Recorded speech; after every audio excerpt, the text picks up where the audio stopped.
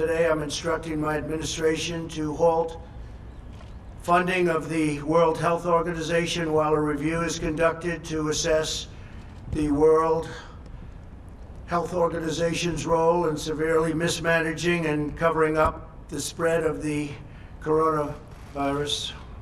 Everybody knows what's going on there.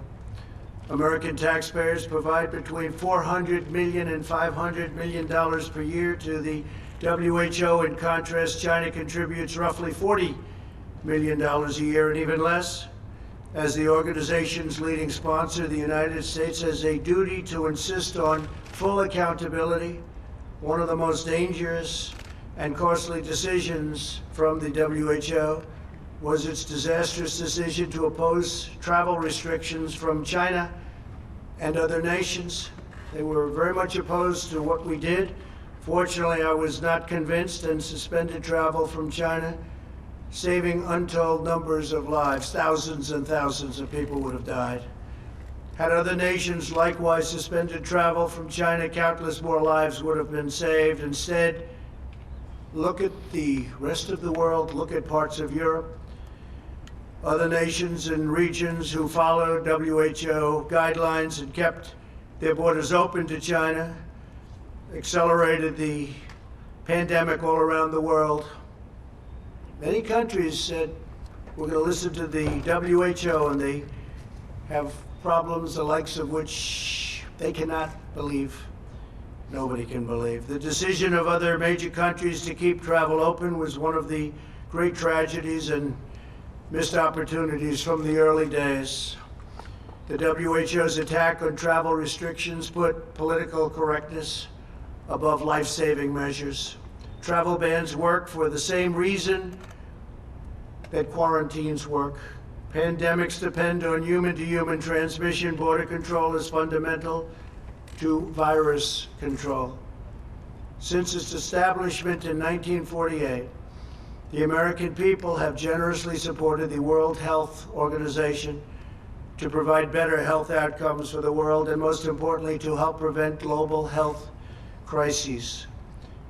With the outbreak of the COVID-19 pandemic, we have deep concerns whether America's generosity has been put to the best use possible. The reality is that the WHO failed to adequately obtain, vet, and share information in a timely and transparent fashion. The world depends on the WHO to work with countries to ensure that accurate information about international health threats is shared in a timely manner.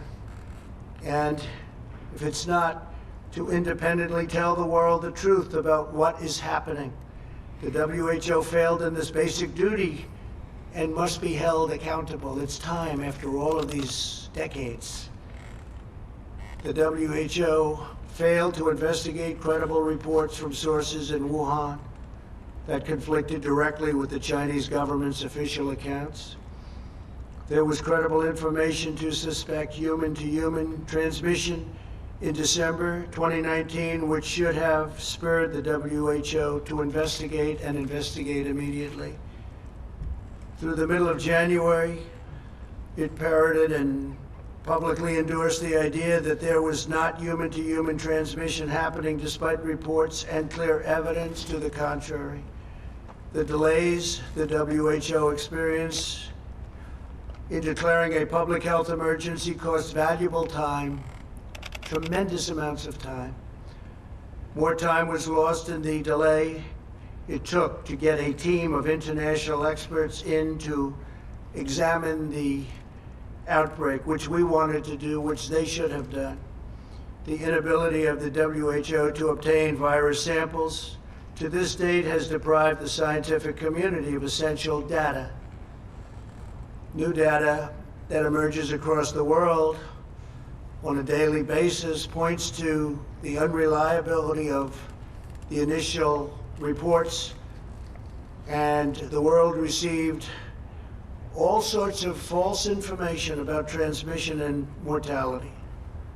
The silence of the WHO on the disappearance of scientific researchers and doctors, and on new restrictions on the sharing of research into the origins of COVID-19 in the country of origin is deeply concerning, especially when we put up by far the largest amount of money. Not even close.